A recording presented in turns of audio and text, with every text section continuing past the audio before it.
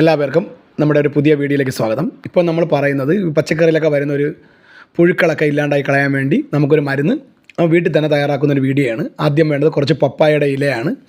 അപ്പോൾ പപ്പായയുടെ ഇല നമ്മൾ ചെറിയ രീതിക്ക് ആദ്യം ഒന്ന് കട്ട് ചെയ്തെടുക്കുക. ഒരു ബക്കറ്റിൽ കുറച്ച് വെള്ളമൊക്കെ എടുത്ത് വെച്ചതിന് ശേഷം ഇതുപോലെ ഒന്ന് കട്ട് ചെയ്ത് നമ്മൾ അതിലേക്ക് ഇട്ട് വയ്ക്കുക. കൂടെ നമുക്ക് തന്നെ കറ്റാർ വാഴ നമ്മളെ വീട്ടിലൊക്കെ കാണും. അപ്പോൾ കറ്റാർ വാഴയുടെ ഒരു തണ്ട് നമ്മൾ ചെറിയ രീതിയിൽ കട്ട് ചെയ്തെടുക്കണം. അതിനുശേഷം വെള്ളത്തിലേക്ക് കറ്റാർ വാഴയും പപ്പായയുടെ തോലും കൂടാതെ തന്നെ വെളുത്തുള്ളി ചതച്ചത് ചേർത്ത് നമ്മൾ കൈ കൊണ്ട് നല്ല രീതിയിലൊന്ന് മിക്സ് ചെയ്യണം. നമ്മുടെ പച്ചക്കറിക്കൊക്കെ വളരെ നല്ല ഒരു ജൈവ കീടനാശിനിയാണ്. നന്നായി മിക്സ് ചെയ്ത് അതിൻ്റെ കൊഴുപ്പൊക്കെ ഇറങ്ങിയതിന് ശേഷം നമ്മളൊരു സ്പ്രെയറിലേക്ക് അല്ലെങ്കിൽ കുപ്പിയിലോട്ടൊക്കെ ഇത് ഇങ്ങനെ അരിച്ചെടുക്കാം. അപ്പോൾ നന്നായി ഒന്ന് എടുത്തതിന് ശേഷം നമുക്ക് വേണം എങ്കിൽ കുറച്ച് വെള്ളം ഡൈല്യൂട്ട് ചെയ്യാം, ഇല്ലെങ്കിൽ അത് ഡയറക്റ്റ് ഉപയോഗിക്കുന്നതുകൊണ്ട് കുഴപ്പമൊന്നുമില്ല.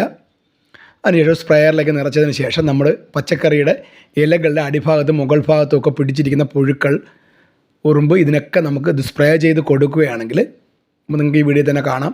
നല്ല രീതിക്ക് നമ്മൾ ആദ്യം ഒരു പ്രാവശ്യം അതിൻ്റെ അടിയിലും മുകൾ ഭാഗത്തും ഒക്കെ ഒന്ന് സ്പ്രേ ചെയ്ത് കൊടുക്കുക. അത് കഴിഞ്ഞ് കഴിഞ്ഞാൽ നമുക്കൊരു 10 ദിവസത്തിലൊരിക്കൽ പ്രയോഗിക്കാൻ പറ്റിയ ഒരു ജൈവ കീടനാശിനിയാണിത്.